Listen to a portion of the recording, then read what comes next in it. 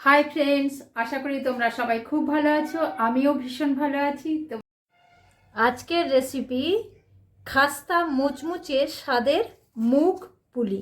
Half litre দুধটাকে জাল দিয়ে আমি এই ক্ষীর করে নিয়েছি। আমার পুর রেডি। এবার অল্প একটু এলাচ গুঁড়ো দিয়ে দেবো। এই ডালটাকে এভাবেই শুকনো শুকনো করে সেদ্ধ করে নিতে হবে, জল থাকলে হবে না। এইভাবে বেটে নিতে হবে। সব ডালগুলো আমি এইভাবে বেটে নেব।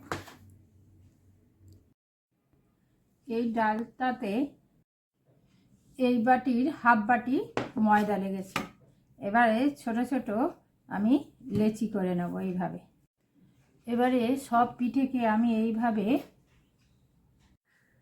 নারকেলের পুর ভরে গড়ে নেব।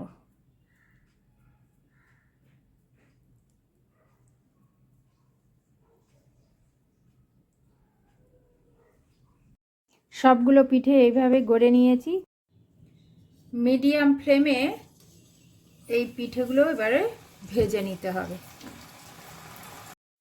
এই যে পিঠের কালার এসে গেছে, এবারে তুলে নেব। ময়দা বেশি পড়ে গেলে পিঠেগুলো এরকম ক্রিপসি হতো না, আবার ময়দা কম পড়লে ভাজার সময় ডালগুলো ছেড়ে যেত।